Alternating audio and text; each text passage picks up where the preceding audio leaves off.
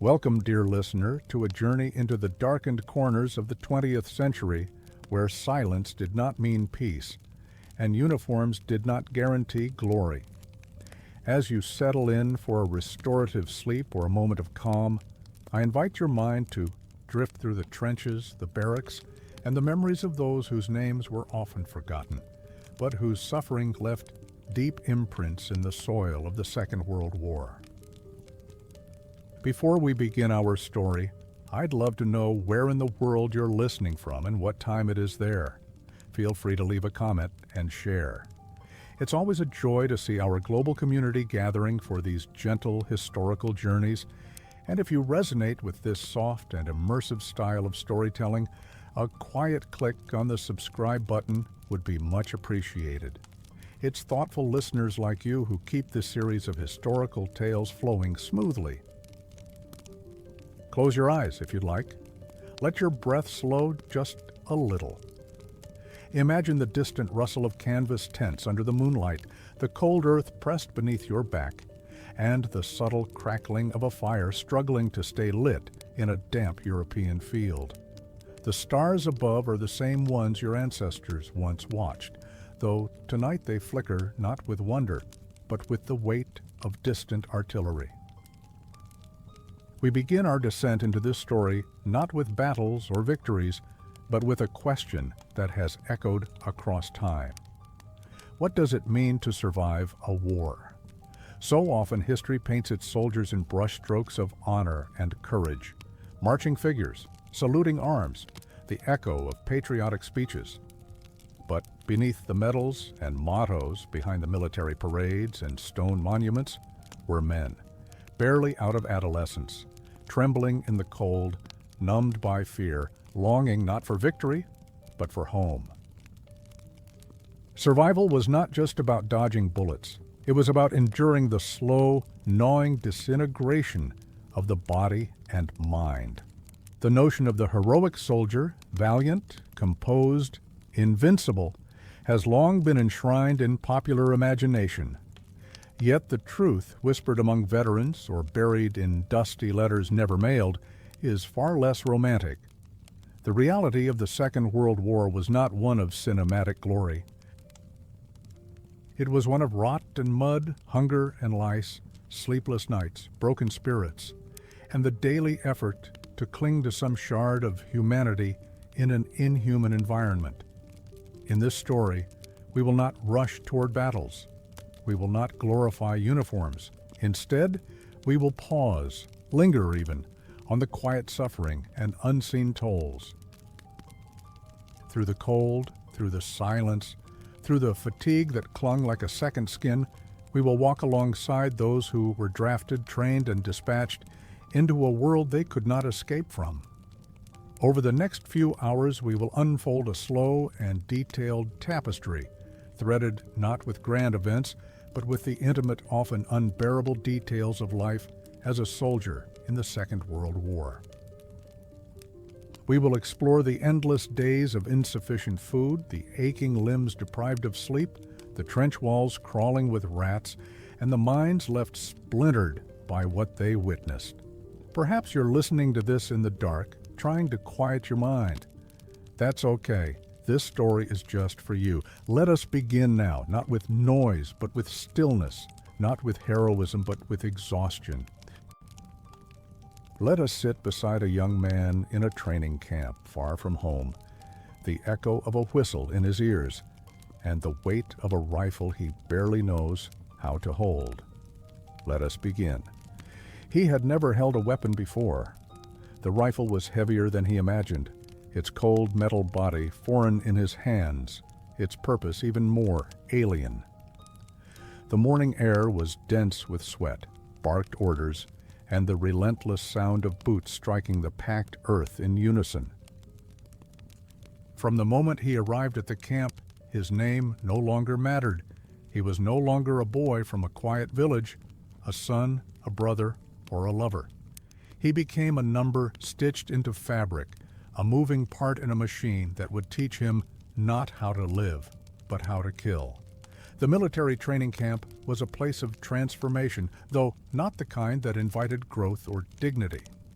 It was not unlike being unmade, piece by piece, until what remained was a vessel that responded on command. Sleep was no longer a right, but a reward. Hunger became a constant companion, and silence was expected, unless filled with the precise repetition of commands shouted from sunup to sundown. The instructors, themselves once boys like him, had long since shed their humanity in the service of efficiency. Their eyes were flat, their voices thunderous, their expectations absolute. Weakness was not tolerated. Tears invited mockery. Slowness earned punishment. And individuality, any flicker of independent thought, was seen as a threat to discipline, a crack in the armor that needed to be sealed. Each morning began in darkness, often before the frost had melted from the grass. Shivering bodies emerged from narrow bunks, shuffling into formation with eyes still heavy and bones still sore. Then came the drills, marching, crawling, loading, shooting, shouting, until the voice broke, running, until the legs trembled, being pushed, shoved, degraded, all in the name of preparation. But preparation for what? That was never asked aloud. There was no space for questions, no space for reflection. The purpose was clear: to erase the civilian and construct the soldier. The training's brutality was not a side effect, it was the method. To learn to kill efficiently, one first had to forget what it meant to see others as human. Empathy was an obstacle, mercy a liability. So they were shouted at until their voices conformed. They were marched until their feet bled. They were forced to repeat the same movements until instinct replaced thought. A gun was no longer a strange object. It became a limb, an extension of the body. The enemy was no longer imagined as a man with a mother and a childhood. He became a silhouette, a target, a threat. In the stillness of the night, after the drills had ended and the bodies had collapsed into bunks too small for comfort, some still remembered. A whisper, a stifled sob beneath the blankets, the name of a loved one, murmured like a prayer. But most were too tired to remember who they had been. The transformation was effective. It was cruel. It was efficient. And it was necessary. So, they were told. Weeks passed. Faces blurred. Names vanished. Only uniformity remained. A sea of shaved heads, straight backs, and blank stares. They had been taught not to feel, only to respond. They had been stripped of softness. In its place was muscle memory and obedience. Some broke quietly under the pressure, sent away under the cover of night, whispered about, but never mentioned again. Others hardened, becoming mirrors of the men who had trained them, tools shaped for use, not for understanding. And so, when the day came to leave the training camp and board the trucks bound for the front, they did so with disciplined silence. The hands no longer trembled when holding the rifle. The feet no longer hesitated when marching toward uncertainty. The boy who once laughed at nothing and cried at old songs was gone. What remained was a soldier. But deep beneath the uniform, buried beneath the drills and discipline, the echoes of his former self still stirred, quiet, frightened, and waiting for a moment to breathe again, if that moment would ever come. The journey from the training camp to the front was not marked by ceremony or comfort. It was long, often cold, and filled with a silence that clung heavier than the gear on their backs. The soldiers arrived weary, minds dulled by repetition, hearts thick with dread. And as they disembarked into the muted chaos of war, the first of many quiet sufferings greeted them: hunger. Not the sharp, sudden pangs that one feels when skipping a meal, but a slow, persistent erosion of nourishment, the kind that hollowed out the body over time like water against stone.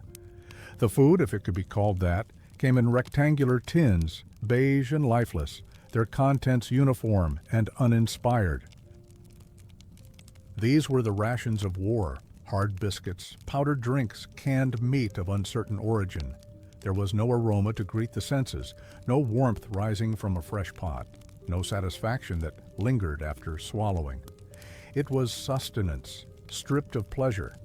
Each day the same metallic taste lingered on the tongue. The same textures clung to the throat. Meals were consumed quickly, mechanically, often in the rain, or crouched behind rubble, or standing in a long line under a gray sky. The soldiers did not speak of hunger anymore. They had grown used to the gnawing emptiness, the quiet toll it took. Sometimes, in moments of rare calm, a parcel would arrive from home, its scent carrying faint reminders of kitchens left behind, of hands that cooked with love. A piece of bread wrapped in cloth, now hard as stone, a cake, crumbled and dry. These remnants were shared like treasure, passed among friends who had forgotten the taste of sweetness. For a brief moment, the tin rations were set aside, and their hearts, not just their stomachs, were fed. But such moments were fleeting. The body, deprived of nutrients, began to betray them. Skin grew pallid, muscles weakened, eyes lost their brightness. Without proper fuel, the simplest tasks became burdens. Climbing a hill with a full pack felt like scaling a mountain. Holding a rifle steady became a feat of endurance. The cold bit deeper into bones made fragile. Wounds healed slower. Diseases found easier homes. And then there was the mind. When the stomach is empty, the spirit begins to fray, temper shortened. Laughter became rare, brittle. The daily monotony of the meals, their tasteless uniformity, became a metaphor for the war itself, endless, gray, without relief. Some soldiers refused to eat altogether, not out of protest, but because they no longer cared. Food had lost its meaning, appetite, its voice. The commanders knew. They sent what they could. But the machinery of war, massive and unfeeling, prioritized ammunition over apples, fuel over fruit. Fresh produce was a myth, warm meals, a dream. And so the men adapted. They learned to chew slowly, to mix the contents of their tins in strange combinations just to feel a difference in their mouths. They traded, hoarded, bartered, one man's biscuit for another's chocolate, if luck permitted. There were stories of desperate hunger, of men boiling leather straps, chewing on paper, eating weeds. Not in every place, not every day, but enough to be whispered, enough to be believed. Hunger does not simply wait. It whispers, then it shouts, then it breaks. Yet still they marched, still they fought. Because to survive, they had to. And the hunger became part of them, as constant as their uniforms, as familiar as their rifles. At night, under thin blankets, dreams came not of victory, but of kitchens, of warm loaves and full plates, of the sound of spoons against bowls, and the scent of garlic and onions in a pan. Dreams were the only place where food still meant love. But when morning came, the tin was opened once again. The same contents stared back, and they ate in silence, together. Even hunger, as persistent as it was, became secondary to another ache, the exhaustion that gnawed deeper than any emptiness of the stomach. After the rations were swallowed and the tin cans discarded, there remained only the heaviness of the body. It was not the kind of tiredness that sleep could fix, for sleep was a stranger to the front. There were no clocks to mark the hours, no schedules that could be trusted. Day and night bled into one another like ink in water. The sun might rise, or it might not be visible for days. The sky was often a blank ceiling of smoke and ash. And beneath it, the soldiers moved in a rhythm of wakefulness that ignored the body's pleas. Shifts were endless. Marches continued well past the point of collapse. Nights brought no rest, only a different kind of vigilance.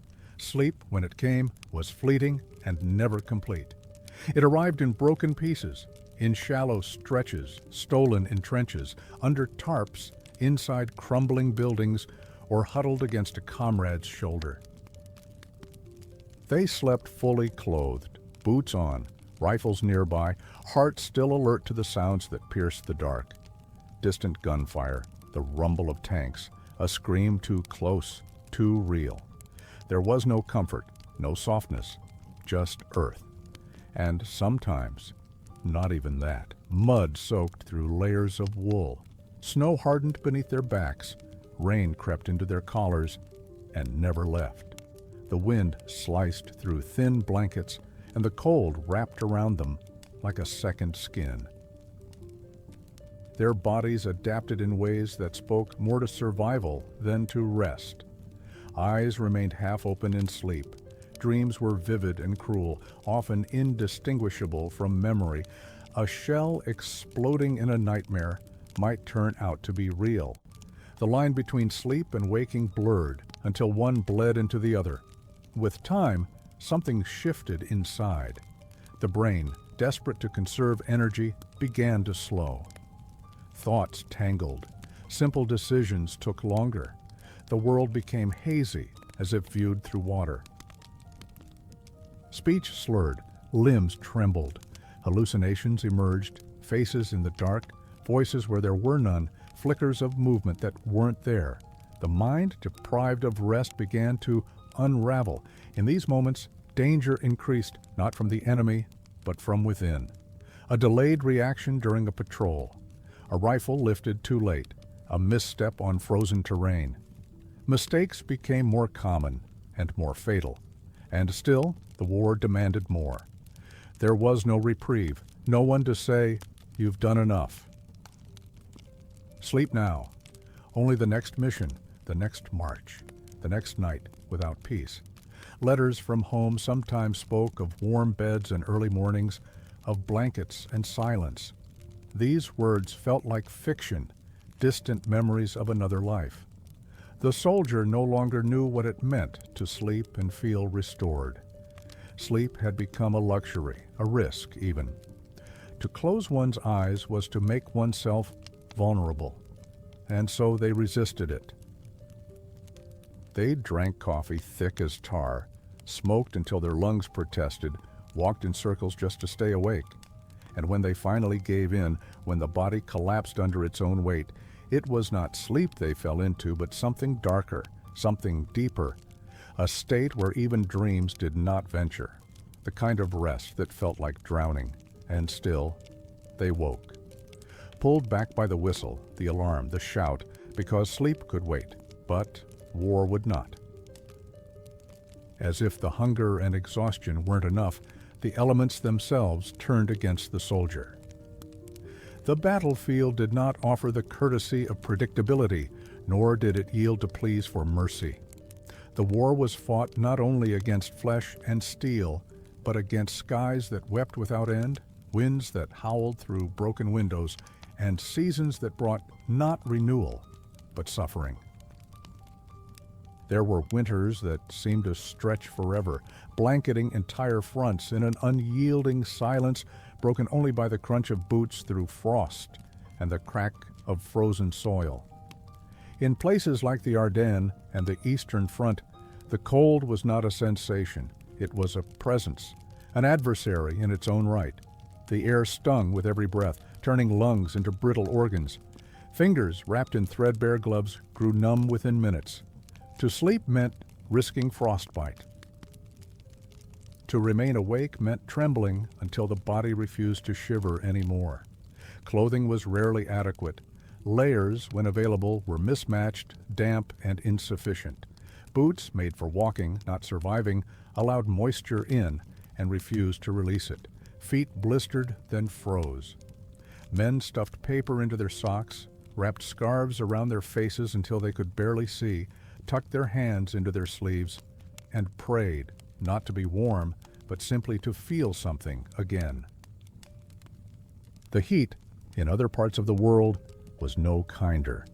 In deserts and jungles, the sun was merciless. It bore down upon helmets, and helmets bore down on skulls, cooking the thoughts beneath.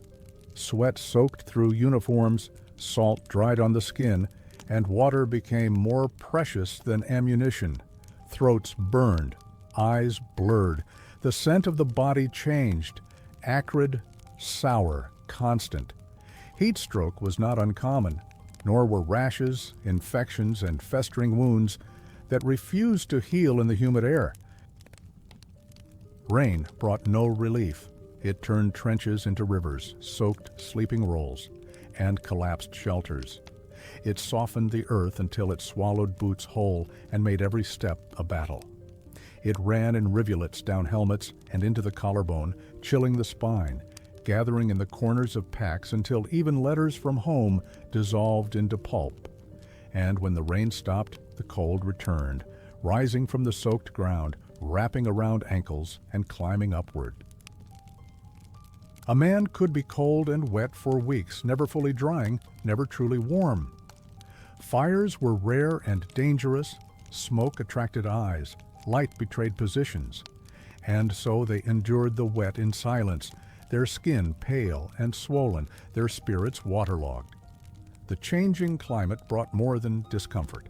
It carried disease, hypothermia, trench foot, sunburn so severe it blistered and cracked, mosquitoes in the tropics, lice in the cold. The human body, pushed far beyond its limits, began to decay in small, quiet ways. Nails blackened, skin peeled, joints stiffened. And through it all, the war raged on. There were no seasonal truces, no summer breaks, no winter holidays, only orders. And yet, in moments of stillness, beneath a snow-laden pine, or under a moon casting long shadows on a dry plain, some soldiers would look up, and for a breath they would remember another winter, another summer, untouched by war. The smell of wood smoke in a family hearth, the feel of warm sand underfoot, the simple, forgotten joy of weather not meant to kill. Then the wind would rise again, and they would lower their heads and march forward. The mud was everywhere. It clung to boots and filled the crevices of rifles. It crawled into tents, soaked into socks, and thickened the air with a wet, sour smell. But even worse than the mud was what it covered: sweat, filth, waste. In the war, hygiene was not just neglected, it was sacrificed. A soldier could go days, even weeks, without a proper wash, not by choice but by circumstance. There were no showers in the trenches, no basins of hot water, no bars of soap waiting neatly beside folded towels. There was only cold water from rusted canteens when it was available, and the rare chance to scrub with a cloth dampened in secrecy behind rubble or under moonlight. The body adapted in strange ways. Skin grew rough. Layers of grime built up, darkening the creases behind the ears, under the arms, between the fingers.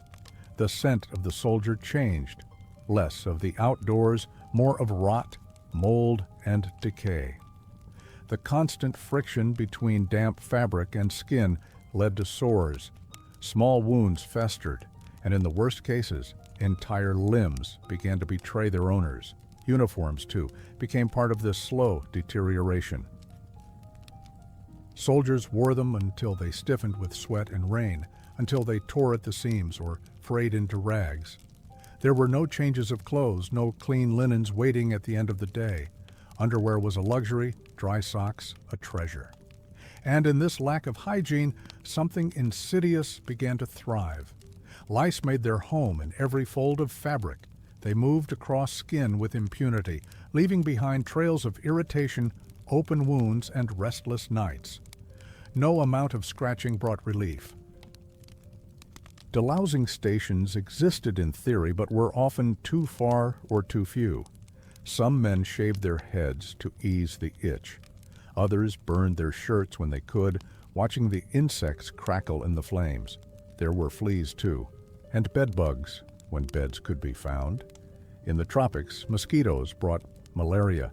In colder climates, the damp brought trench foot.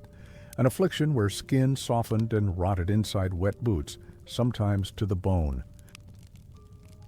To remove a boot after days in the mud was to risk seeing the foot beneath in a state unrecognizable as human.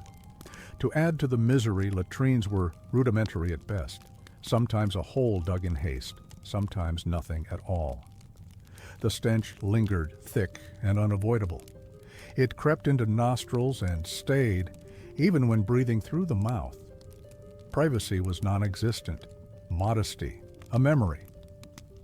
In some places, waste flowed into the same streams that served as drinking water. Diarrhea was rampant. Dysentery, a regular threat. And yet, the soldiers endured. They joked sometimes about their condition, not because it was funny, but because laughter made it bearable. They compared lice bites, measured the stink of their socks, teased the one among them who still clung to a comb. In the absence of comfort, camaraderie offered a kind of balm. But there were days when the filth grew unbearable, when the itch turned to fever, when the skin cracked open. When a man looked down at his hands and saw not flesh, but something alien. On those days, the war felt less like a series of battles and more like an erosion of the self, a wearing down, day after day, of what made them feel alive. To be dirty in the trenches was not just to be unwashed, it was to feel forgotten. Forgotten by the world, by comfort, by humanity. Still they pressed forward, reeking, itching, rotting. Because in war, even the simplest act, like washing one's hands with warm water, was a memory, not a possibility. The body, already weakened by hunger, exhaustion, and exposure, was not built to withstand the invisible enemies that lurked in every drop of stagnant water, every bite of an insect, every shared utensil. In war, wounds were not always inflicted by bullets.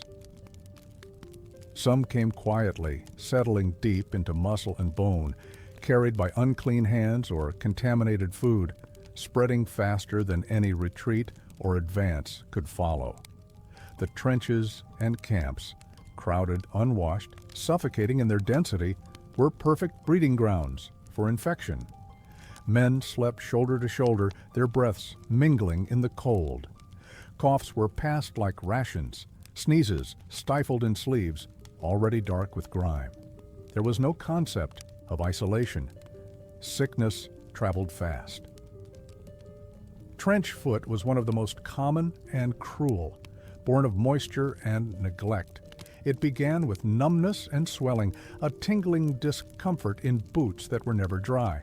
But left untreated, it escalated. Skin turned white, then gray, then black. The stench was unbearable. Flesh peeled away, toes were lost, and in the worst cases, amputation became the only escape. Men feared not only the enemy's fire, but the slow rot that crept up from their own boots. Typhus, carried by lice, brought fever and delirium. A soldier burning with typhus would sweat through his uniform, mumble to himself, scream out in hallucinations. Entire units were debilitated by outbreaks, their strength not diminished by bullets, but by microbes. Dysentery ran through the ranks like wildfire. Caused by contaminated food and water, it left men doubled over in agony, their bodies emptying faster than they could be replenished. The dehydration was relentless.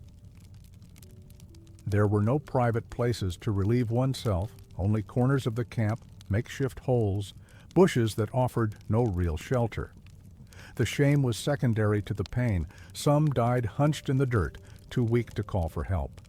Malaria and yellow fever stalked soldiers in tropical fronts. The buzzing of a mosquito, barely audible above the noise of the jungle, might be the herald of weeks of fever, shaking, and slow recovery, if recovery came at all. Some soldiers never returned to full strength, their bodies forever altered by the illnesses they carried home. Medical supplies were limited, antibiotics were in their infancy, and treatments were often improvised or based on outdated knowledge. A wound that would be minor today, an infected scratch, a cut left untended, could be fatal then. Field hospitals were overwhelmed, understaffed, and understocked. Nurses worked in shifts that never truly ended. Medics carried more pain than solutions. And the stench of infection, pungent, unmistakable, hung over everything. But perhaps the worst part was the waiting, the slow, uncertain progression of an illness with no clear outcome. A fever that rose by degrees, a cough that refused to fade, a stomach that cramped tighter each day, and the knowledge that in this place, in this time, sickness was not just suffering, it was abandonment. There were no hospital beds with fresh sheets, no clean needles, no gentle reassurances whispered in sterile rooms, only the dirt, the cold, the silence of comrades who could do nothing but watch. They had been trained to fight enemies they could see, to react to noise, to respond to danger with bullets and commands.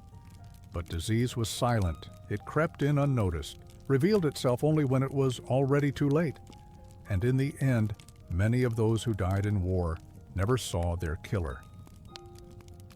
They succumbed not in heroic charge, but in fevered stillness, their final breath drawn in some forgotten corner of the front. War had many faces. This was one of its most merciless. Where the mud gathered deepest and the rations spoiled in forgotten crates, something else thrived, something with beady eyes, sharp teeth, and an appetite that knew no end. The rat, uninvited but ever present, was not a symbol of war, but a symptom of it. In the darkness of the trenches and the crumbled ruins of bombed villages, the line between the living and the scavenging blurred. They were everywhere.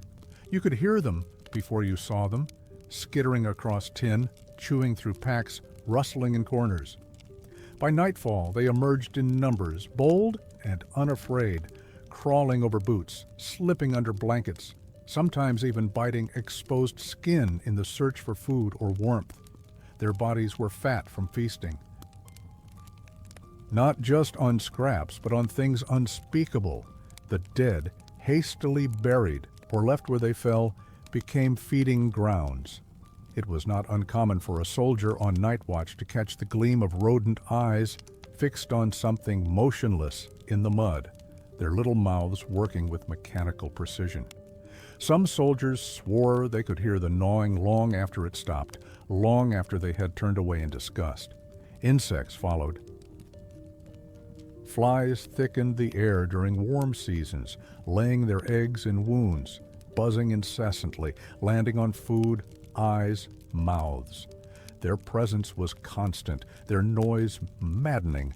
Mosquitoes, as already whispered in tropical zones, brought not only discomfort but sickness. And lice, always lice, so small yet so ruinous to the sanity of a man already frayed by fear and fatigue.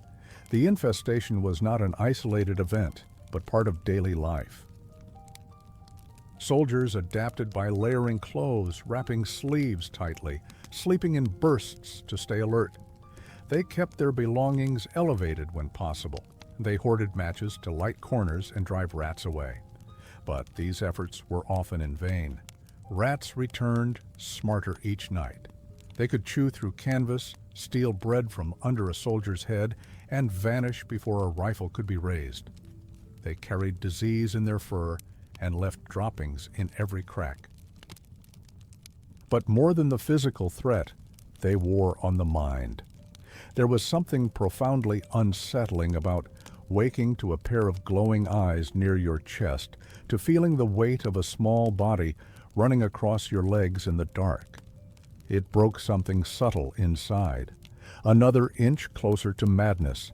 The infestation became part of the soldier's vocabulary, not in disgust, but in resigned familiarity. They gave the rats names, talked to them, swore at them. Sometimes they laughed when a comrade shrieked in the night. Sometimes they cried when they realized a letter from home had been chewed through and ruined beyond reading. Even animals meant to help. Dogs trained to deliver messages or detect mines were sometimes treated with more warmth than comrades. They reminded the soldiers of home, of softness, of a world untouched by this filth. But they too suffered. Fleas clung to them. Shellfire frightened them. They died, often silently, their loss felt more deeply than expected. The natural world did not stop for war. It simply adapted to it. And in that adaptation, it mirrored the soldiers themselves, feeding off what remained, surviving among the ruins. Yet, amidst the rustling and scratching and buzzing, the human need for order, for protection, persisted. Men built traps, drew chalk lines, whispered old folk remedies, not out of hope, but habit. Because even as war devoured their dignity, they still fought for small victories, to drive the rats from their bedding, to sleep one night without scratching, to eat without brushing away flies. Small, almost invisible triumphs, but they mattered. Because in a place where nothing was clean and nothing was safe, the effort to reclaim a sliver of control over one's body, one's space, one's sanity, became its own quiet form of resistance. Long before the body collapses, the mind begins to fracture. The war, relentless in its pace and punishing in its conditions, did not merely target flesh and bone. It invaded the quietest corners of the psyche, tore at the inner scaffolding of thought and feeling, and left men suspended in a fog of dread, guilt, and confusion. The true front line often ran through the mind, and in this battle, few emerged unscarred. It began gradually, a tightening in the chest during night patrol. A refusal to sleep deeply, even when shelter was found. A flinch at every sudden noise, even those as harmless as a spoon dropped or a twig snapped. Soldiers started to live in a constant state of alertness, nerves pulled taut like wires, hearts racing at the slightest provocation. The body could not rest because the mind would not allow it. Each encounter with death etched itself into memory with a permanence that ink could never achieve. The cries of wounded comrades, the scream of artillery as it shattered the sky, the lifeless eyes of a man fallen beside you, they lingered. They became part of an internal litany, replayed during moments of stillness when the silence became unbearable. For some, the effects surfaced in outbursts, rage triggered by a misplaced word, fists clenched at imagined slights. For others, the symptoms were quieter, staring too long at nothing, forgetting words, feeling detached from their own bodies. Their voices grew flatter, their smiles more strained. A kind of hollowness set in, like a building emptied of furniture, standing but abandoned inside. This was not weakness. This was not cowardice. It was simply the mind's attempt to survive what the soul could not process. But the era did not have the language for such wounds. Words like shell shock or battle fatigue were used, but mostly in hushed tones, with a hint of shame. There were no therapies waiting after missions. No time set aside for decompression. If a soldier wept, he was told to steel himself. If he panicked, he was considered unreliable. If he broke, he was quietly removed. And so most stayed silent. They swallowed their panic, buried their dread, and marched forward with masks of stoicism. They laughed at the wrong moments. They drank when they could. They prayed, sometimes to gods they no longer believed in, anything to quiet the mind. The front did not allow for reflection. But in rare stolen moments, behind the cover of rubble, or lying on their backs watching smoke curl into a gray sky, some thought of home, not with warmth, but with fear. What kind of man would return? What kind of father, husband, son would emerge from this? For many, the answer was someone they themselves wouldn't recognize, because the battlefield did not vanish when the soldier left it. It remained hidden behind his eyes. It returned in dreams, in the sharp sound of a backfiring engine, in the flash of a camera bulb. The war imprinted itself in the nervous system, made permanent by adrenaline, fear, and loss. And the worst part, was not the presence of trauma, but its denial. There was no embrace waiting at the end of the trench, no gentle voice saying, "I understand." The pain became private, the burden personal. Veterans spoke little of what they had seen, not because they forgot, but because they feared no one would truly want to know. The war trained them to endure, but not to heal. And so, they carried on, quietly, inwardly, survivors in more ways than one. War does not only separate bodies from places, it estranges hearts from their roots. And for the soldier, caught in the machinery of distant violence, there was no longing more constant, more quietly consuming than the ache for home. It began subtly during the first nights away from family, when the familiar sounds of creaking floorboards and rustling trees were replaced by the hum of barracks, the murmurs of strangers, the bark of orders in the dark. At first, the distance felt like an adventure, a necessary detour. But as the months stretched, as the seasons turned without recognition, the feeling deepened, not into nostalgia, but into a hollow that no letter could fill. Communication was fragile. Letters came, if they came at all, with the weight of both joy and pain. News from home, births, illnesses, lost jobs, the death of a pet arrived like echoes from another world. Soldiers read and reread them under weak light, folding them with reverence, hiding them in breast pockets like talismans. But these were only fragments. There was no voice, no touch, only ink and imagination. For some, letters stopped altogether, perhaps a move, perhaps a death. Perhaps the slow decay of someone's patience back in a house where absence had turned into resentment. The silence became unbearable. A man might pretend he had received something just to save face, unfolding the same paper again and again, whispering names to himself like prayers. The front was not just distant in miles, it was distant in reality. The lives they had once known continued without them.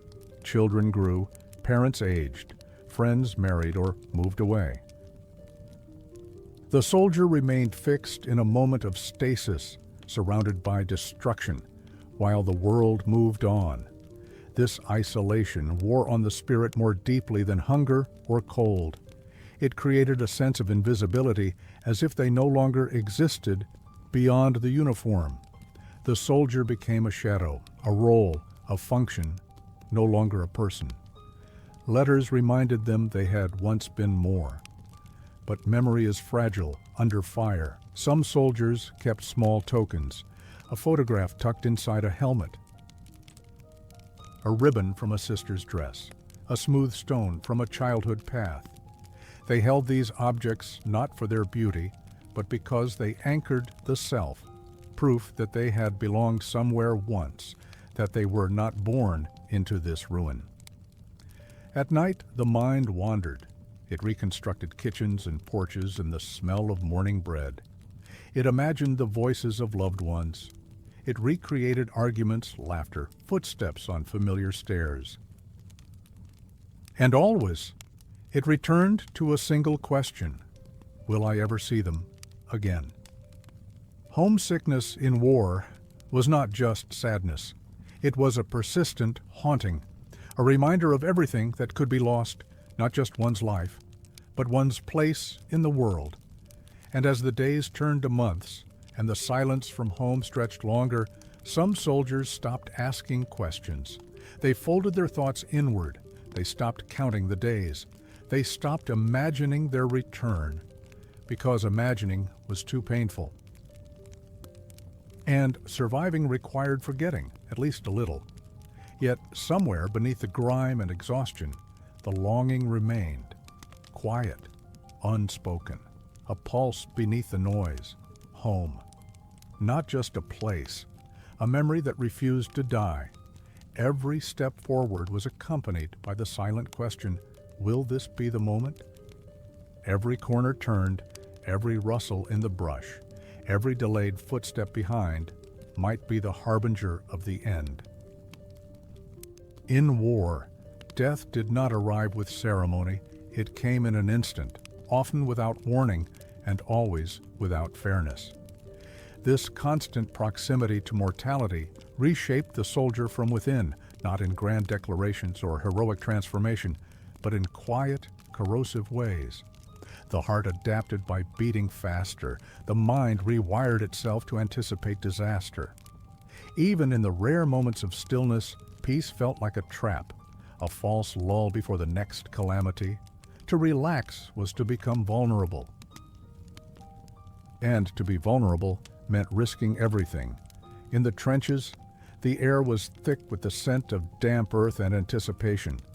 A still night was sometimes worse than one filled with noise, because silence bred expectation. Somewhere in the distance, a mortar could be fired, a sniper could lie in wait, a mine could be triggered by a misplaced footstep. The front was a labyrinth of hidden threats, and each movement was a wager. The fear was not always loud. More often, it was a slow, steady pressure, a tightening of the jaw, a stiffness in the back, an unshakable alertness that never fully faded, even in sleep. Soldiers dreamt of death not as abstraction, but as memory, watching others fall, hearing the final gurgled breath, seeing the eyes of a friend go vacant mid-sentence. The randomness of it all was perhaps the cruelest aspect. A bullet might pass one man and take another standing inches away. A shell could obliterate a position seconds after it was abandoned. There was no logic, no pattern to follow, no behavior that guaranteed survival. And so superstition flourished. Charms, rituals, habits born not of belief, but of desperation. A particular way of lacing boots, a photo always kept in the left pocket, a phrase muttered before going over the top.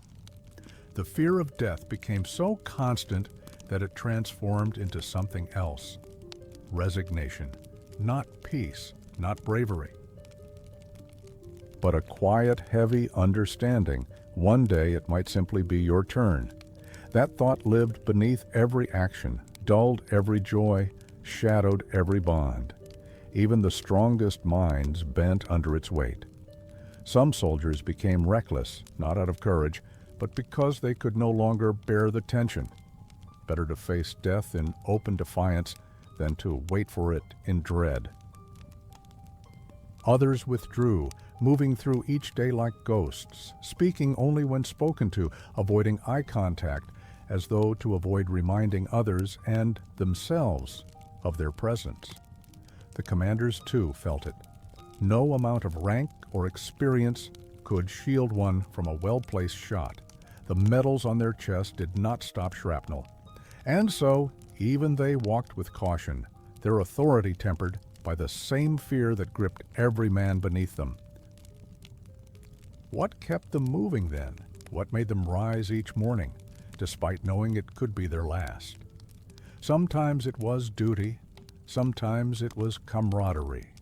Often it was momentum, a force greater than intention. But beneath all of it, there was something quieter still, the hope, however small, of returning home, of not becoming a name carved into stone, of hearing their own footsteps once again echo on a familiar floor. But hope and fear often walked hand in hand. And in the shadows of every dawn, the soldier stood once more, rifle in hand, heart pounding, breath held, ready to face what may come, not because he was fearless, but because he had learned to live in fear's embrace. There are moments in war that stay suspended in time, not because of their violence, but because of their silence. The split second when a voice beside you goes quiet, the breath that escapes a body with no warning, the weight of another's fall landing like a stone in your chest.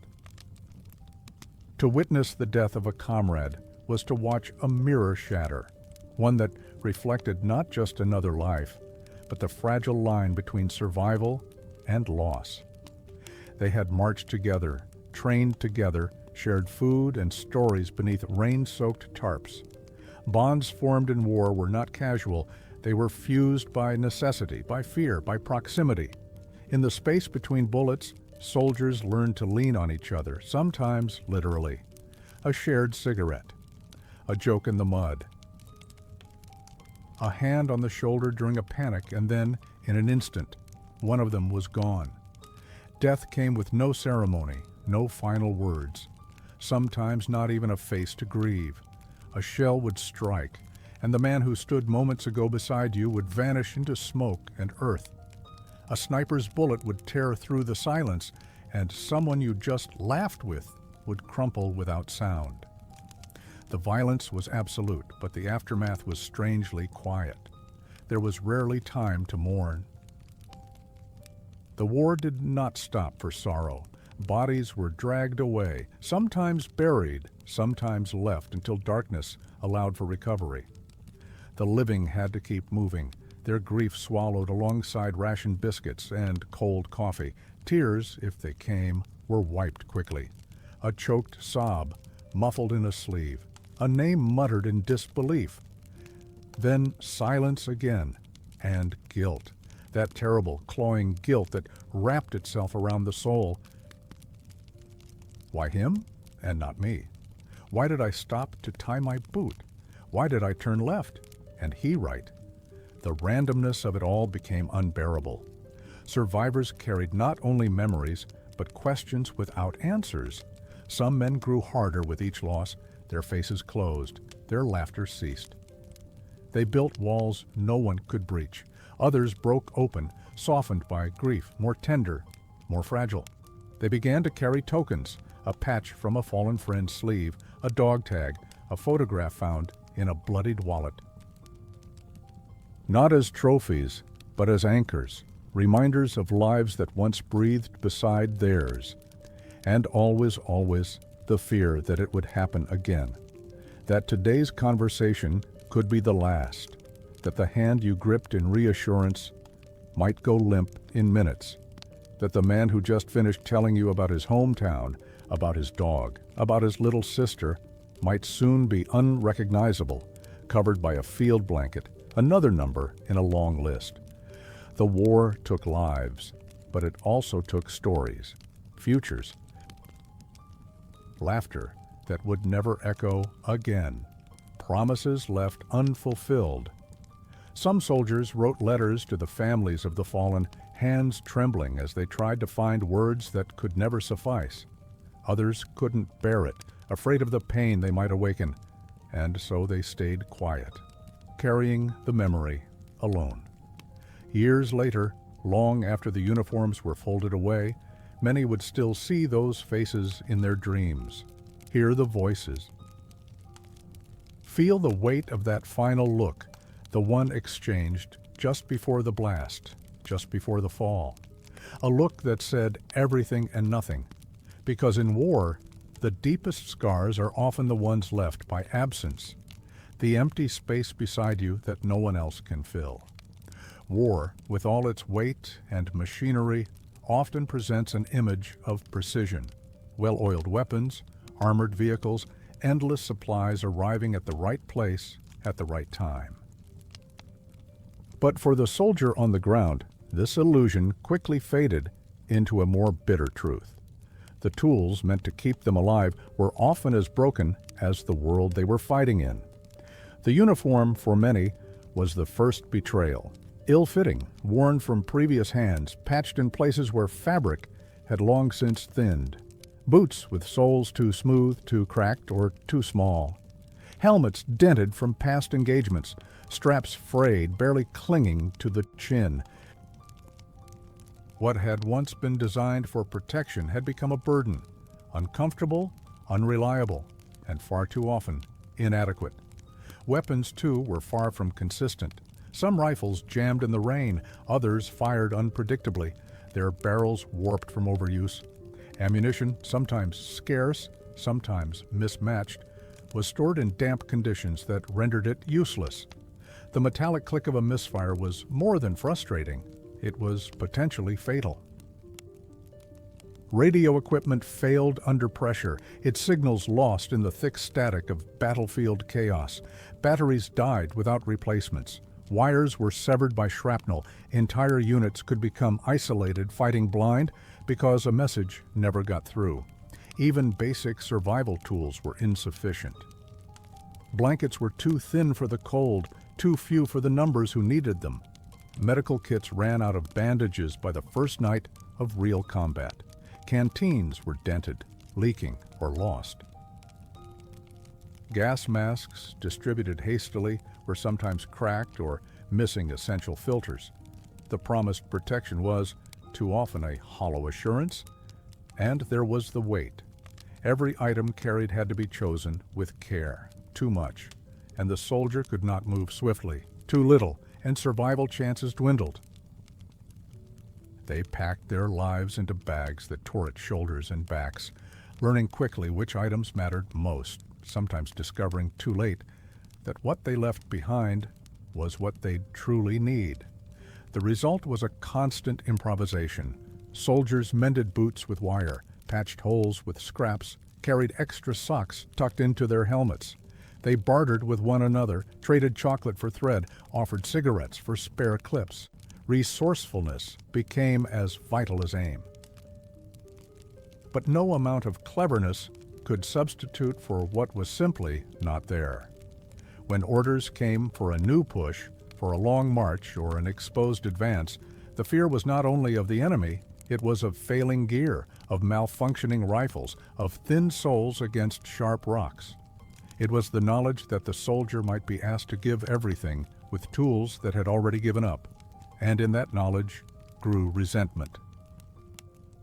Not for their comrades, but for the distance between those who made the decisions and those who lived their consequences. The maps drawn in safe offices did not feel the weight of a broken strap. The polished boots of officers did not slip in trench muck. This gap between expectation and reality, between promise and provision, deepened the soldiers' isolation. They were sent to survive, but not always equipped to do so. The war machine had priorities and individual comfort, even safety, was often not one of them. Still, they adapted. Because they had to, with knives dulled by use, with coats that no longer held warmth, with faith placed not in their tools, but in the person beside them. A soldier's strength was not measured by what they carried, but by what they endured, despite what they lacked. If the war's weight was measured in mud, blood, and metal, a portion of its burden also came from within, carried not on the shoulders, but in the strained gaze between soldier and superior. In theory, rank brought order, strategy, protection, but in practice, too often, it brought confusion, cruelty, and decisions made far from consequence. Leadership in war varied wildly. Some officers were steady hands, men who shared the cold and the fear, who knew their soldiers' names and watched over them with weary compassion. But others, too many, were marked not by wisdom, but by detachment. Some barked orders from the safety of tents far from the front. Others drank more than they thought. And there were those who saw command not as responsibility, but as privilege, believing authority alone shielded them from the same terror that gripped the ranks below. These were the officers who ordered charges into machine gun fire without updated intelligence, who dismissed pleas for reinforcements with shrugs, who punished hesitation as cowardice and curiosity as insubordination. Their maps were clean. The roads they marked often didn't exist. Their watches ticked forward in safety, while the men they commanded counted time by artillery blasts and dying light. The consequences were brutal. Entire platoons lost to miscommunication. Positions abandoned too soon or held too long. Men sent into enemy fire because someone misunderstood a location code or because the glory of victory outweighed the reality of the terrain.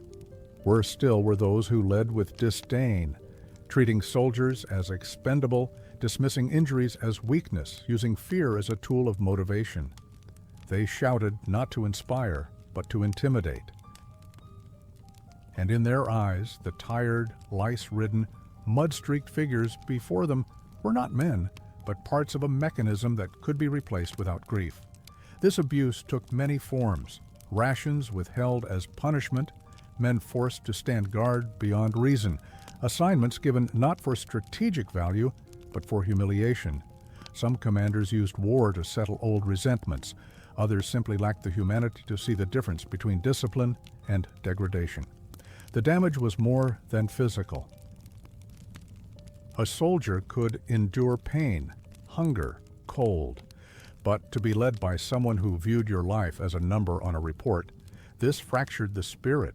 It bred distrust, bitterness, a silent fury that simmered beneath obedience, and yet most followed orders, because disobedience meant court-martial, because loyalty, even when bruised, held them together, because in war, questioning could be deadlier than submission.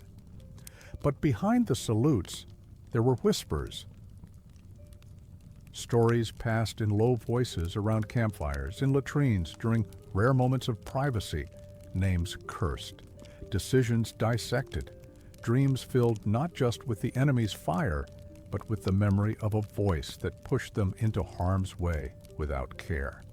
Some officers learned, some grew, others did not survive long enough to be proven right or wrong. War made leaders of some and revealed the unworthiness of others.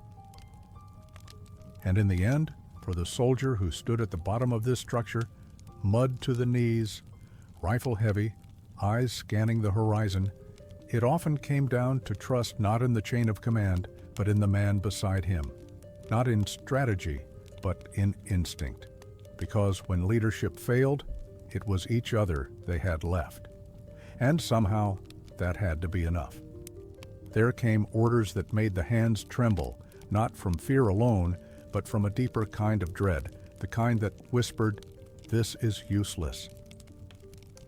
These were the missions that bore no logic, no promise of strategic gain, no clear purpose beyond obedience to an abstract command.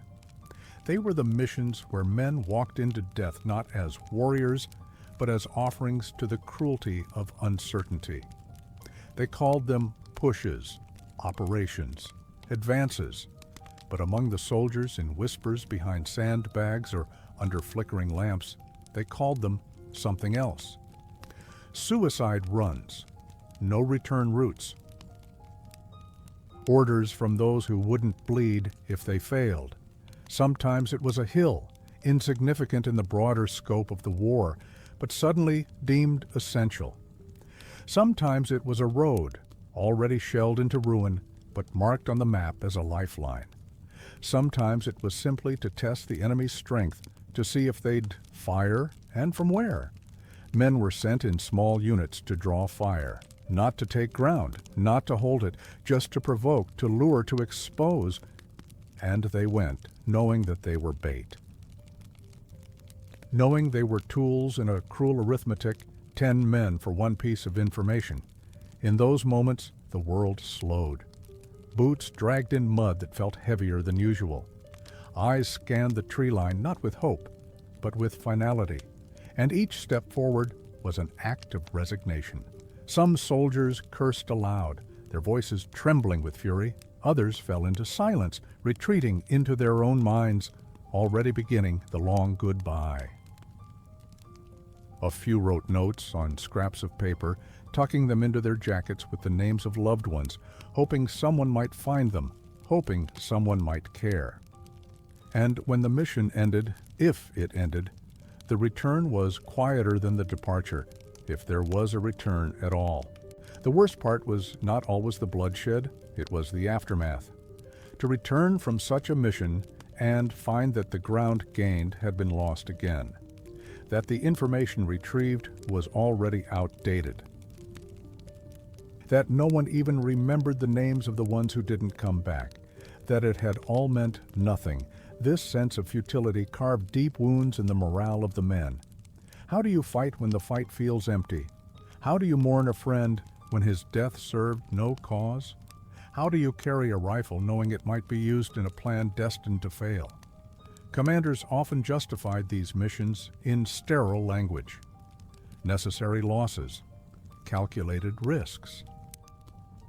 But to the soldier who watched a friend fall only feet away, who carried the weight of another's body back under fire, such words rang hollow, and yet they obeyed, not from loyalty to strategy, but from loyalty to each other.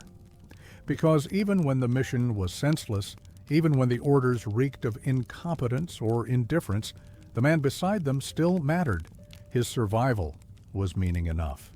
And so they went, again and again, into the fields, into the forests, into the shattered buildings and the smoke-filled ruins, not because they believed in the mission, but because leaving someone to face it alone would have been the greater betrayal. It was not glory that kept them moving. It was love, silent, ragged, unacknowledged, but there nonetheless. When the body could no longer bear the cold, the hunger, the wounds that would not heal, and when the mind frayed beneath the weight of grief, terror, and futility, some sought refuge not in silence, but in substance. In the pockets of uniforms, in the corners of tents, in the bottom of dented canteens, the soldier found a fleeting escape from a reality too heavy to hold. Alcohol was the most common companion.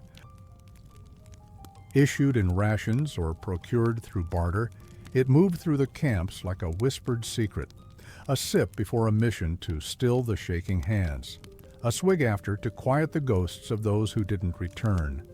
It was both ritual and remedy. Some drank to forget, others to feel, and some simply to sleep without dreaming. There were nights when the line between coping and collapse blurred entirely. A man would laugh too loudly, weep into the dirt, rage at the stars, then fall into a stupor so deep he might not wake at all. Yet no judgment came. Only the unspoken understanding that everyone carried something too large to name. But alcohol was not alone. In certain fronts, especially where fatigue became deadly, stimulants were handed out like tools of war. Amphetamines, little white pills nicknamed Pep or Go, promised energy, alertness, wakefulness. They masked the exhaustion, turned men into shadows of themselves, efficient, obedient, wide-eyed. Marches became easier. Pain receded, the night stretched longer, the need for sleep diminished, until the crash came, the trembling hands, the dry mouth, the paranoia that turned comrades into threats, the mind racing in circles too fast to slow. Sleep returned not as rest, but as collapse, black, dreamless void. Some soldiers found other substances. Morphine, intended for the wounded, found its way into uninjured veins. It dulled everything: pain, memory, conscience. In certain units, particularly in more remote or desperate postings, anything that could numb was sought. Opium, local alcohols brewed from strange fruits, even gasoline-soaked rags. And behind every use was a story. A boy who had buried his best friend in a shallow grave. A man who could no longer enter the trench without trembling. A father who had seen too many children's bodies. None of them began the war addicted. But war does not ask permission before changing a person. The consequences were inevitable. Dependence grew. Rations of alcohol ran out and tempers flared. Supplies of pills dwindled, and withdrawal set in. Some men turned violent, others vanished into themselves, unreachable. And still, they were sent on patrols, handed rifles, given orders, command knew. Sometimes it sanctioned the use, because a drugged soldier was, for a while, a functional one. Other times it punished hypocritically, but more often than not, it turned a blind eye, too overwhelmed to address what everyone already knew. That addiction in the trenches was not a crime, but a symptom of despair, of exhaustion, of needing just once to feel nothing at all. And when the war ended, when the uniforms were packed away and the medals handed out, many returned home with invisible chains. The bottles followed them, the pills rattled in drawers. because the war had taught them not only how to endure, but how to forget. And forgetting, for some, had become the only way to survive. In war, the enemy is not simply fought, they are reshaped, reimagined, reduced. The process begins long before the battlefield is reached. It begins in classrooms, in posters, in newsreels and slogans. It begins with language that strips away complexity and replaces it with fear, revulsion, and a singular message. They are not like you. This dehumanization was not accidental. It was deliberate, designed to prepare soldiers to do the unthinkable. Killing another human being face to face, with trembling hands and a racing heart, required more than training. It required transformation of both self and other. The enemy was not described as fathers, as sons, as men who once played in fields or danced with sweethearts. They were vermin, beasts, faceless hordes. Their language was mocked, their features caricatured, their intentions twisted, until every act of violence against them felt not only justified, but necessary. Posters showed them with fangs. Films depicted them as shadows, devourers of freedom, monsters draped in foreign flags. And in the barracks, the jokes followed, coarse, cruel, repeated until belief hardened into reflex. A man does not hesitate to pull a trigger at a silhouette, but he might at a human face. And so, faces became masks. On the front lines, the enemy was rarely seen clearly. Often they were just movements in the mist, flashes of muzzle fire, shapes behind rubble. But when the moment came, when eyes met through the smoke, when blood spilled from a wound inflicted not by accident, but intent, the illusion sometimes cracked. Some soldiers felt it instantly, the surge of nausea, the paralysis, the recognition. The man dying before them looked not unlike themselves, young, afraid, human. Others buried the doubt. They reminded themselves of what they had been told, that mercy was weakness, that the enemy would show none, that hesitation cost lives. And so they pressed forward, deeper into the role crafted for them. But this internal conflict left its scars. After the battle, when adrenaline faded and silence returned, many soldiers found themselves haunted not by what had been done to them, but by what they had done. The eyes of the fallen stayed with them, the knowledge that they had, in some small way, become what they feared. There were exceptions, moments of fleeting humanity.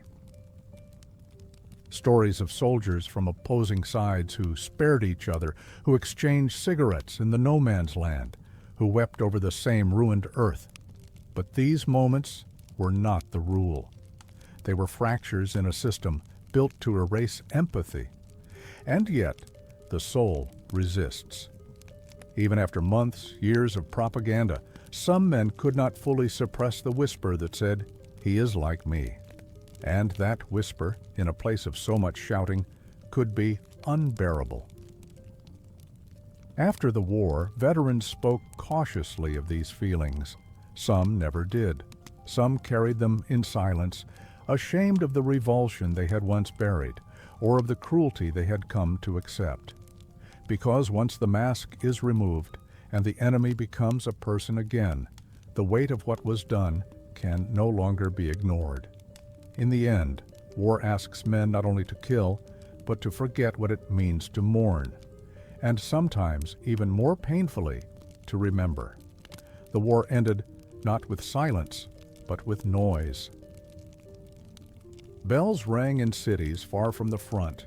Parades spilled through avenues draped in flags. Speeches were made, banners unfurled, and headlines declared peace. The world rejoiced. But for many soldiers, the end did not bring relief. It brought invisibility. They returned home to familiar streets that no longer recognized them. The houses were the same. The trees stood where they had always stood. But something in the air had changed. The war had reshaped them in ways the world could not, or would not, see. For a time, there was applause. Medals were pinned, ceremonies held, families wept with joy, but the applause faded quickly. Employers moved on, neighbors stopped asking questions, and the governments, once desperate for their service, became slow to respond when those same men needed help. Promised benefits were delayed. Medical care was limited, sometimes non-existent. Injuries, especially those unseen, were met with confusion or dismissal. Veterans spoke of nightmares, of sudden panic, of guilt and sorrow, and were told to move on, to be grateful. But how does one move on from what cannot be named? Society, in its eagerness to celebrate peace, often overlooked the cost at which it had been won. Some veterans returned to empty homes. Others found their families changed, relationships strained, connections frayed by absence and silence. Children had grown, spouses had adapted, and the soldier who returned no longer fit the shape of the life he had left. And yet, few spoke openly of their pain. Pride kept them silent. So did shame. Because to admit that the war had broken something inside was to risk the last thing they had left, the dignity of having survived. They formed their own circles, quiet gatherings in shaded parks, meetings in basements and halls. There, among others who understood without needing explanation, they began to speak, softly, haltingly, of what they had seen, what they had lost, what they still carried. But even within these circles, the ache remained. The sense that their sacrifice had become a footnote, that their pain was no longer useful, that the very country they fought for no longer saw them. And in the darkest hours, some asked, was it worth it? Not because they doubted the cause, but because they had been promised more than survival. They had been promised respect, understanding, a place in the world they helped preserve. Instead, they found silence. And so many slipped into the background of the society they once defended, working quietly, drinking more than they wanted, dreaming of the battlefield not with glory, but with clarity, because at least there they had a purpose. The tragedy was not only that they were forgotten, it was that they remembered everything, and had no one left to tell. When the final trains pulled into stations, when boots once caked in foreign soil stepped again onto the hometown streets, when uniforms were folded and stored away, many assumed the hardest part was over. The war, after all, was behind them, but for countless veterans, the return to civilian life was not a homecoming. It was another battlefield. The rhythms of ordinary life, once taken for granted, now felt foreign. The sounds of mourning, church bells, children's laughter, market chatter, startled rather than soothed. The softness of beds, the quiet of rooms without gunfire, the absence of danger, these did not bring comfort. They brought restlessness. The body could not relax because it had forgotten how. Even the simplest gestures, a handshake, a neighbor's greeting, the noise of a slammed door, could summon memories uninvited. A car backfiring might send a man to the ground. A crowded shop might feel like an ambush. The brain, so long trained to survive chaos, struggled to believe in peace. And then there was the loneliness. The war had forged bonds tighter than blood. Comrades had become family. They had slept shoulder to shoulder in the mud, shared rations in the cold, held one another's secrets and final breaths. Now, scattered across cities and farms and distant towns, those threads frayed. Most never spoke again. At home, people asked questions at first. What was it like? Did you see combat? Was it scary? But the answers were too heavy, too complicated. And over time, the questions stopped. Life moved on, and the veteran, still wrestling with the weight of a war that would not let go, was expected to follow. Jobs were hard to find, especially for those bearing invisible scars. Employers looked with suspicion at gaps in work history, at the faraway look in a man's eyes. Others expected gratitude, even obedience, as if surviving war made a man less deserving of dignity. In relationships, too, cracks appeared. Spouses noticed the silence, the anger, the distance. Children feared the sudden mood swings, the inability to connect. Some veterans withdrew completely, unable to bridge the gap between the world they had known and the one they had returned to. And the institutions meant to help, hospitals, councils, relief programs, were often ill-equipped, overwhelmed, or indifferent. Paperwork piled up. Appeals were ignored. Promises dissolved. The veteran became a figure both revered and avoided, celebrated in speeches, but misunderstood in conversation, remembered on memorial days, but forgotten in daily life. Some tried to speak out, to write, to teach, but the audience was limited, and the appetite for truth rare. Others drowned their pain quietly, in bottles, in solitude, in work that numbed rather than fulfilled. And yet, beneath the weight of this disconnection, something persisted, a flicker of who they had been, a memory of laughter in a trench, of helping a wounded friend, of surviving when so many had not. This flicker kept them moving, not forward always, but moving nonetheless.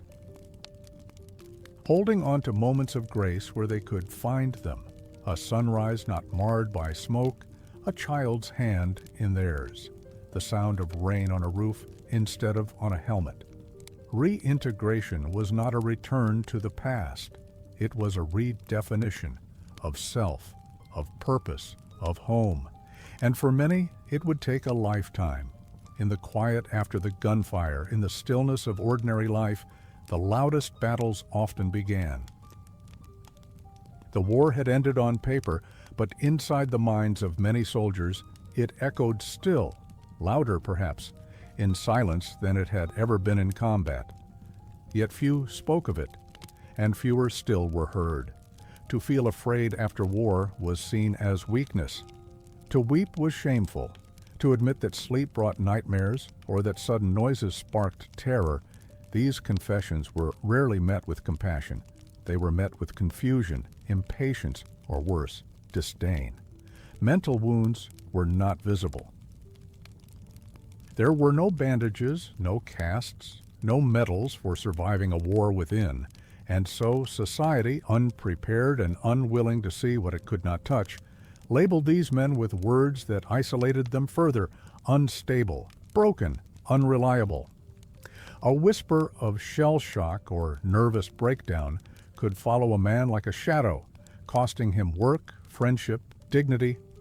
Many veterans, sensing this unspoken rejection, said nothing. They buried their symptoms under routines. They worked long hours. They drank. They avoided crowds. They learned to smile on command. Inside, though, the storm never ceased. Flashbacks surged without warning. Guilt festered. Sadness clung to even the most mundane moments. For those who did seek help, the path was narrow and treacherous. Mental health services were scarce, and when available, often rudimentary. Treatments ranged from inadequate to inhumane: cold baths, electroshock, long-term institutionalization. There was no language for trauma as we understand it now. Only silence or punishment. Families, too, struggled. A husband returned home, but not as he was. A father watched his child with hollow eyes. A brother sat for hours without speaking. The people who loved them the most could not reach them, and not because they didn't try. Because the gap between what had been lived and what could be shared was too vast. Some veterans attempted to articulate what they felt. They wrote in journals, scribbled poems, created art. But even these outlets were often hidden for fear of being discovered, misunderstood, or ridiculed. Expression was not encouraged. Endurance was.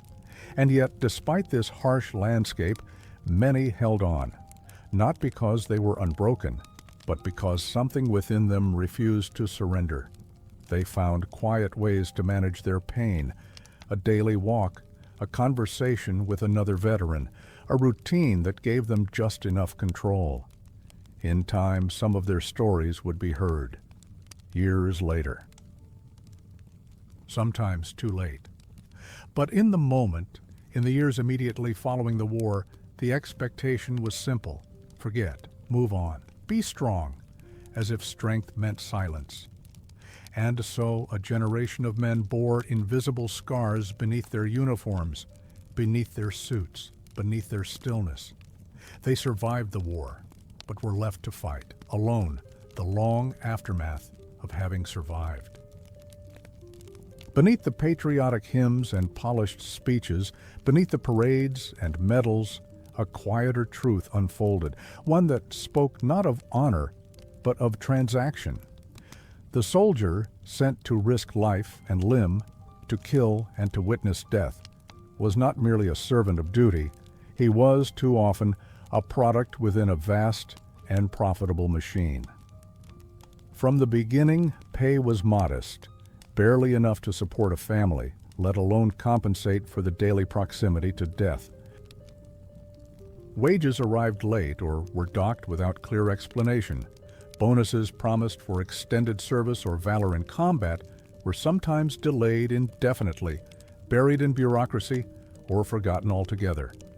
Soldiers quickly learned to live on less. They learned to share, to ration, to make do. But even in this, they were reminded that while they fought, others prospered. Far from the front lines, factories boomed. The war effort demanded weapons, uniforms, boots, vehicles, fuel, products that turned industrialists into millionaires. Companies expanded, stock prices rose, and contracts flowed steadily into the hands of those who would never hear a single bullet. Some corporations inflated prices, sold substandard goods, or prioritized profit over quality. And while a soldier's boot split on frozen ground, executives dined in warmth, their tables lit by the very war that froze the soldier's breath. Governments, under pressure to maintain the illusion of control, spoke of sacrifice, but often failed to ensure that those making the sacrifices were protected. Veterans returned to find inflation had eroded the value of their savings. Jobs were scarce. Training for civilian employment had not been part of their military experience, and now they were left to navigate a labor market with skills forged in violence. And then there were the families. While the soldier endured cold and hunger, those at home often lived in poverty. Wives worked double shifts, children wore second-hand clothes, and many relied on community charity to survive.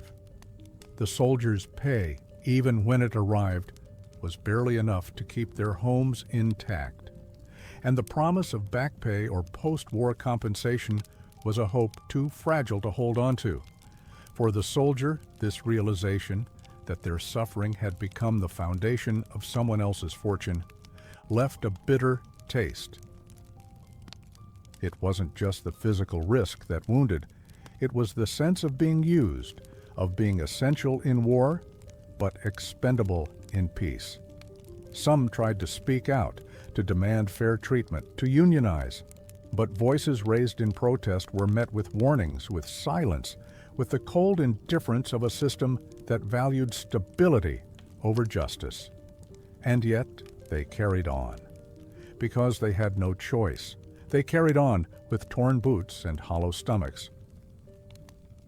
With letters from home that asked for help they couldn't provide, with the knowledge that their value was measured not by their suffering, but by how quietly they endured it. The war, they discovered, had many fronts, and one of them ran through the heart of their own dignity. In the newspapers, the war was orderly, maps with colored arrows, photographs of clean-faced soldiers waving from tanks, headlines that promised progress, triumph, purpose. In the cinemas, newsreels played before films, marching feet, flags raised, enemies retreating. The voiceover was always confident, the music triumphant. But for those in the mud, for those whose boots never dried, whose hands trembled even in sleep, the war bore little resemblance to those pictures. The truth, they knew, had been edited. Propaganda was not merely a tool, It was an atmosphere. It surrounded the soldier from the moment of enlistment. Posters urged them forward with slogans that spoke of honor, of duty, of defending civilization itself. The enemy was simplified, villainized, turned into an abstraction unworthy of empathy, and the soldier, still young, often believed it. Because belief made the leaving easier, because belief gave pain a purpose. But then came the first march into a village reduced to ash, the first time they saw children hiding from their presence. The first time they watched a friend scream for his mother as he bled out in the dirt. Reality intruded with a force the pamphlets never mentioned. Letters sent home were censored, details removed, names blacked out, descriptions softened. Soldiers learned to write around the truth, or not at all. They feared worrying their families. But more than that, they knew that honesty was unwelcome. The image of the soldier, brave, unbreakable, righteous, had to be preserved, even if it crushed the man beneath it. Some tried to speak years later, but the stories they told of fear, of cruelty, of senseless missions were often met with discomfort. Listeners looked away, changed the subject, wanted only the version of war they had been sold. This disconnect widened the gulf between the veteran and the world he had returned to. He saw a magazine cover celebrating a battle that, to him, was nothing but mud and confusion. He heard politicians speak of valor while cutting funds for his care. He watched films that turned his suffering into spectacle, his silence into background noise. The manipulation was not always cruel. Sometimes it was simply convenient.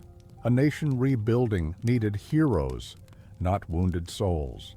It needed stories with clear endings, not the open wounds of memory. And so the truth became fragmented. Scattered across diaries never published, across late-night whispers between old comrades, across silences at the dinner table. The soldier had lived the war, but the world remembered a version of it that never existed. And perhaps that was the deepest betrayal. Not that they had been sent to suffer, but that their suffering had been rewritten, made neat, palatable, marketable, erased. There are stories from war that were not meant to be told, not because they were rare, but because they were too painful, too unsettling, too shameful for a world eager to move on. Among the most silenced were those involving violence not committed in battle but behind closed doors, in shadows, in moments where trust was shattered and dignity stripped away. Sexual violence during the Second World War existed in many forms and on many fronts. It was committed by enemies and allies alike. It did not distinguish by side, rank, or nation. Civilians were its primary victims. Women, children, the elderly, but soldiers themselves were not immune. Vulnerability, not uniform, was the target. Entire villages, caught in the tides of invasion and retreat, were left scarred not just by bombs, but by what was done in secret after the shooting stopped. There were cases of systematic abuse of individuals and groups, of those forced to give consent they did not have the power to refuse. Some survivors carried physical wounds. Others bore silence for the rest of their lives. Within the ranks, abuses occurred as well, acts committed under the cloak of hierarchy, fear, and complicity. Those who suffered often had no recourse. To speak was to risk further harm, disbelief, punishment, or complete erasure. The chain of command was not built to protect the vulnerable. It was built to protect itself. Reports existed. Some were buried. Others were dismissed as misunderstandings or regrettable but unpunishable offenses. Victims were relocated, silenced, or simply ignored. Perpetrators, especially those of higher rank or status, were rarely held accountable. For many, the shame was not in what happened, but in how the world refused to see it. After the war, few monuments were raised for those who suffered such violence. No medals were given. Their pain did not fit into the neat narrative of heroism and sacrifice. They were often left alone with memories too heavy to name, too dangerous to share.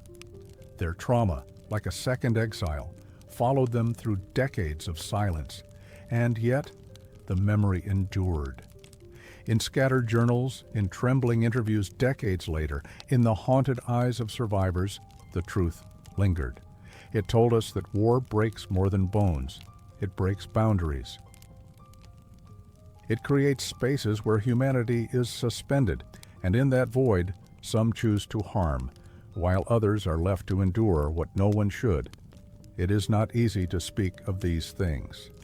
But history, if it is to be honest, must hold space for the truths that were hidden, the pain that was overlooked, the people who were forgotten, not because they were few, but because they were inconvenient to remember. This chapter too belongs to the war, and it must be heard, gently, quietly, but fully. War often claims to draw lines between good and evil, between liberators and oppressors, but in its most hidden corners, beneath the surface of battles and strategies, it reveals a different truth, one in which power, when unchecked, reshapes suffering into something systemic, something organized, something cold. During the Second World War, millions of human beings were subjected not only to displacement and destruction, but to labor without freedom. They were made to work under coercion, under violence, under the weight of survival itself, prisoners of war, civilians from occupied territories, and even fellow soldiers. The camps were not all alike. Some were marked by wire fences and armed guards, where men labored day after day on railways, in mines, or on the construction of fortifications, often until their bodies gave out. Others were more discreet, hidden behind official titles or sanitized reports, where labor battalions worked 12, 14, 16 hours a day under promises that were never kept. Some of these workers had once worn uniforms. Captured in battle, stripped of status, they were handed tools instead of shelter. Food rations barely sustained life. Medical care was rare, abuse common. There were no rights, no appeals, only orders. In many territories under occupation, forced labor became a tool not only of economic production, but of punishment and control. Entire families were uprooted. Women and men, sometimes children, were sent far from home to factories, to farms, to build what they would never benefit from. Language barriers became another layer of isolation, identity, something to be suppressed. Even among allies, coercion existed. Some soldiers, especially from colonized nations, found themselves treated not as equals, but as resources, assigned the most grueling, dangerous tasks, denied recognition, their contribution rewritten or erased. The machinery of war demanded output. And when willing hands were not enough, unwilling ones were taken. It was not just a theft of labor, it was a theft of time, of safety, of dignity. What makes this truth harder is its aftermath. When peace came, many of those who had endured forced labor were not acknowledged as victims. Their suffering was folded into broader statistics, their stories lost in the enormity of the war's destruction. Some were told to move on, others remained in exile, unable to return, their homes gone or given to others. But memory persisted, in scarred hands, in backs bent too early, in eyes that had seen too much. In the quiet hesitance of those who once dug trenches for their captors, who built roads they were never allowed to walk freely. They remembered not just the work, but the silence that followed, because no one came to thank them. No monument bore their names. No history book lingered long on their contributions, and yet they too shaped the war's outcome, in sweat, in blood, in chains, not by choice, but by endurance. War does not simply pass through a place. It settles in, and when it leaves, it takes more than lives. It takes homes, histories, entire ways of living. The soldier, often positioned at the center of destruction, witnessed this not only from the distance of strategy, but from the intimate nearness of burned kitchens, shattered schools, and towns turned into dust. The front line was not a clean line. It was a shifting, devouring tide. Villages that once rang with laughter and daily chores became unrecognizable within days. Streets were reduced to rubble. Fields, once plowed for harvest, were gouged with craters. Churches collapsed. Libraries smoldered. Hospitals lay open to the wind and the rats. For many soldiers, marching through these places was one of the most quietly devastating experiences. They saw the absence more than the ruins. The missing faces in windows, the chairs overturned mid-meal, the toys scattered across dirt floors. There had been life here. A child had once tied her shoes in this hallway. A mother had once stirred soup in that blackened pot. And now silence. Some soldiers passed through with numbness, too exhausted to register what they were witnessing. Others paused, if only for a breath, caught in the eerie echo of someone else's ordinary life brought to an unnatural halt. Occasionally they found survivors, frightened, hollow-eyed, standing in the skeletal remains of homes. These encounters were among the war's most painful, because no uniform, no rifle, no sense of duty could protect a soldier from the look of someone whose world had been taken by his own passage.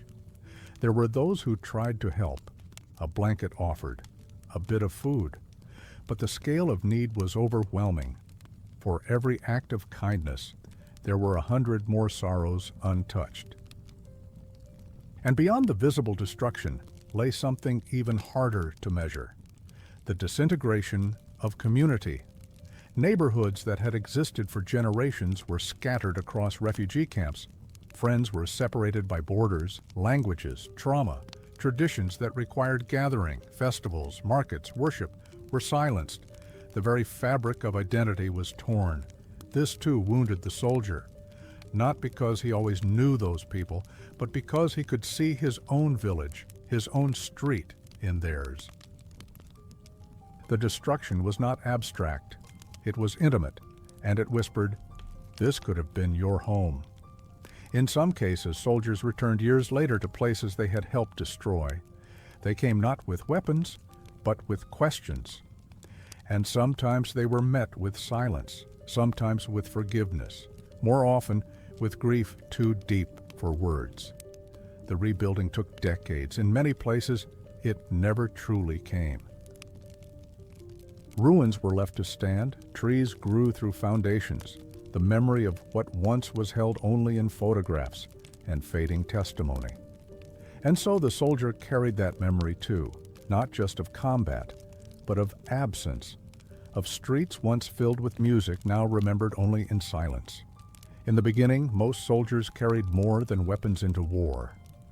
They brought with them a quiet faith in their leaders, their countries, their cause. They carried childhood teachings about right and wrong. They held on to symbols of meaning, a cross around the neck, a prayer tucked into a pocket, a memory of a lesson once spoken with certainty. These beliefs helped them march, helped them endure. They gave shape to the chaos. But war is a crucible, and under its weight, those beliefs began to change. It started slowly.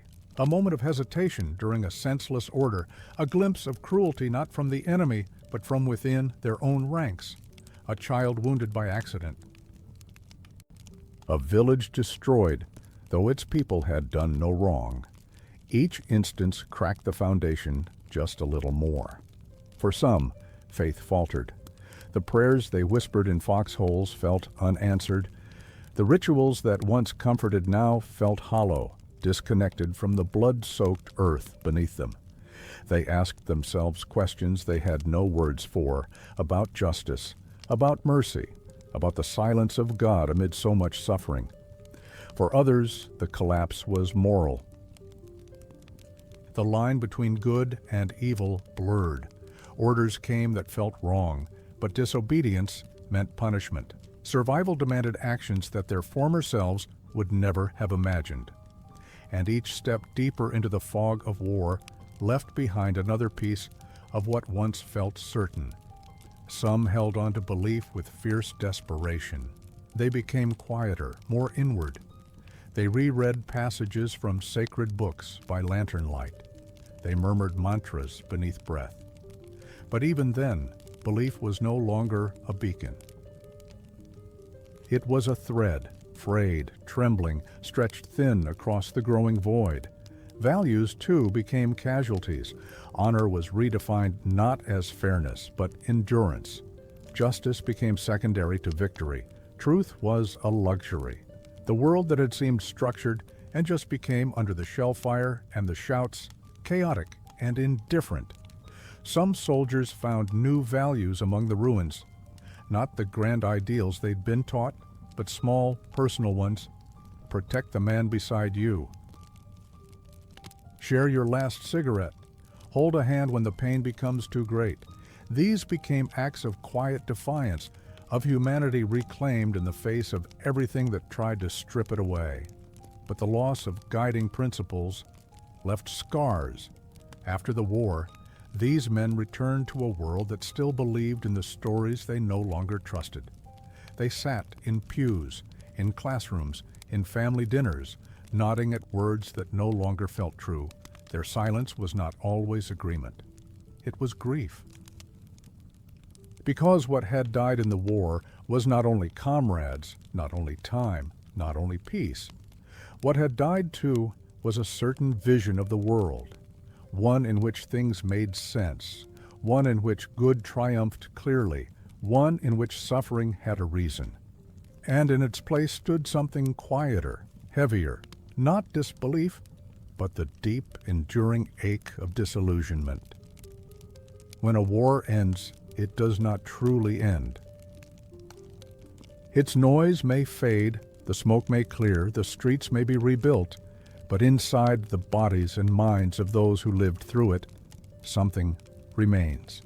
And in the quiet after the cannons, that residue is passed on, often silently, to those who never heard a single shot.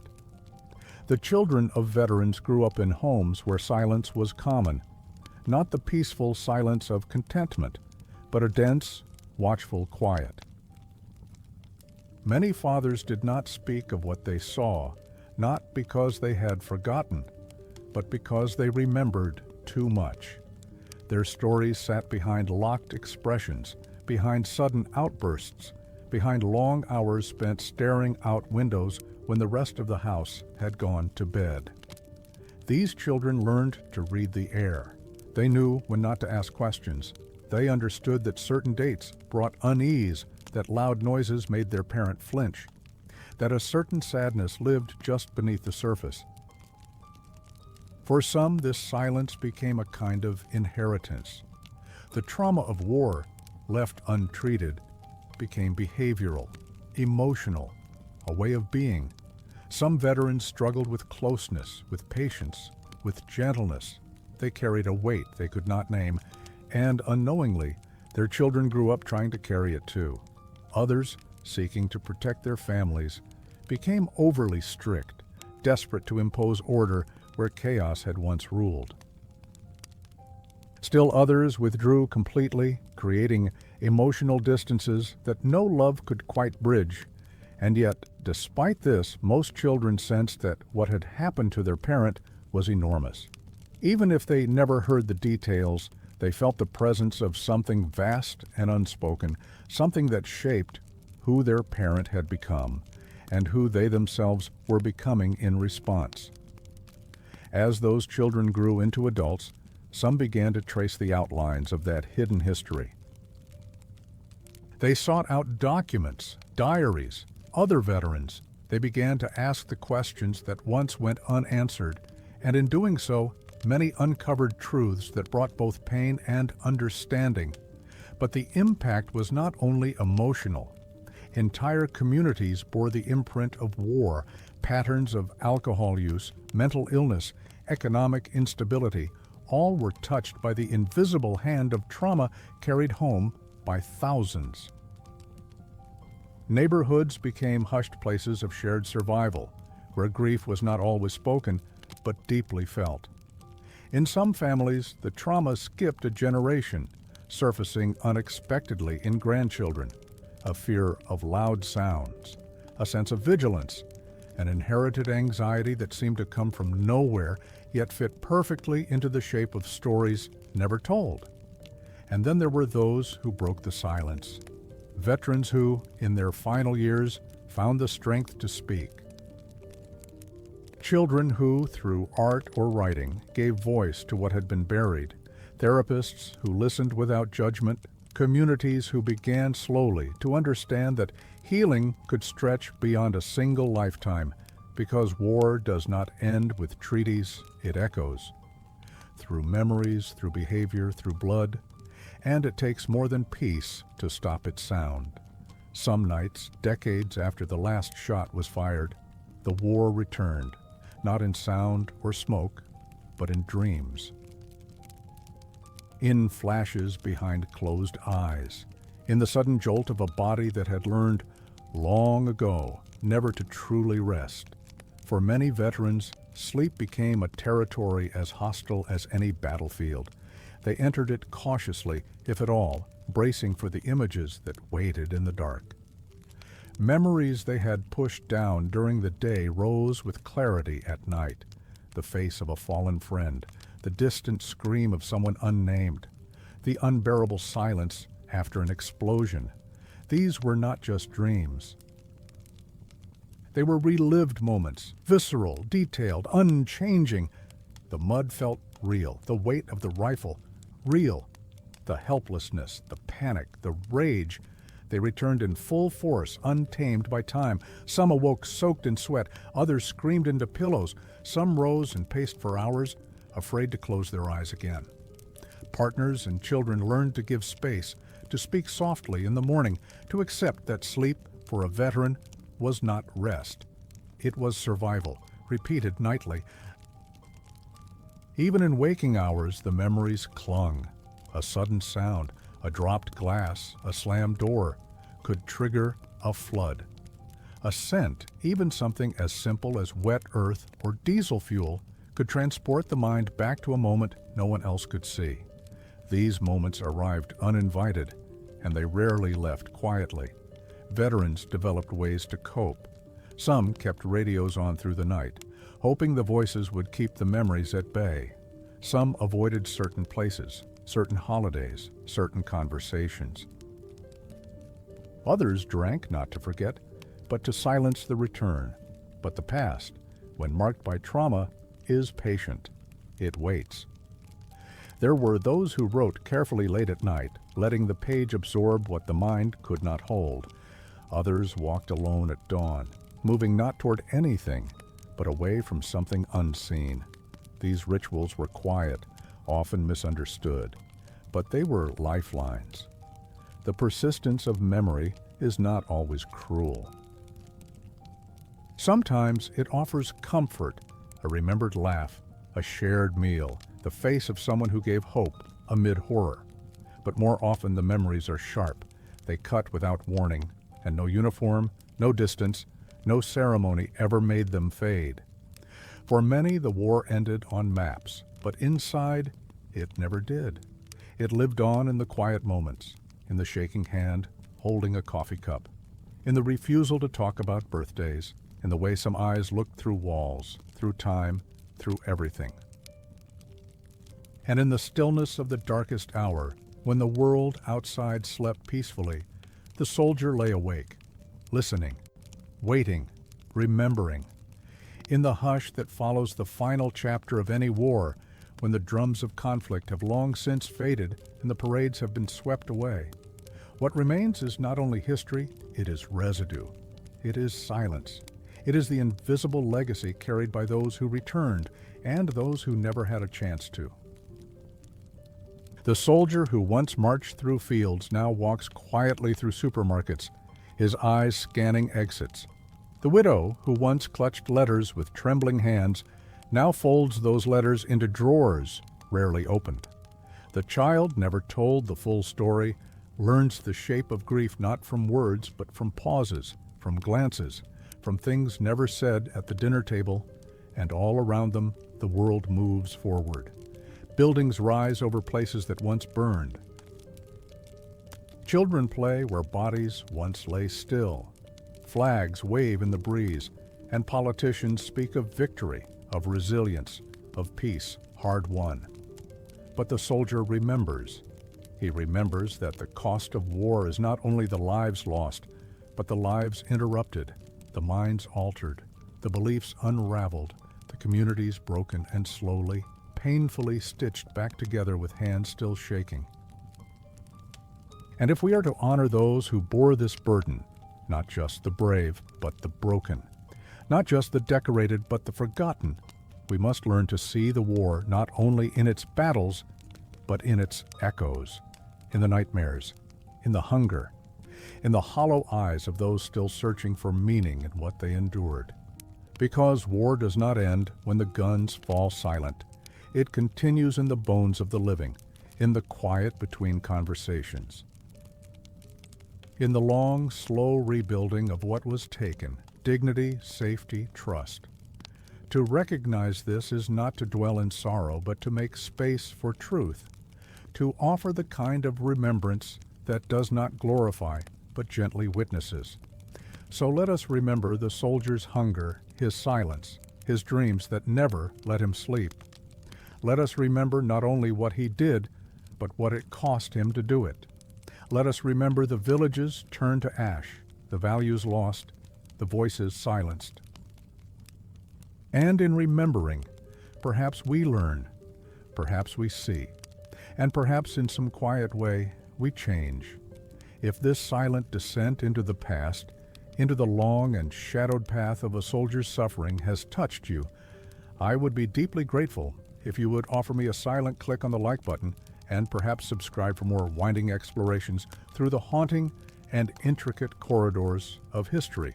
Until next time, good night and sweet dreams.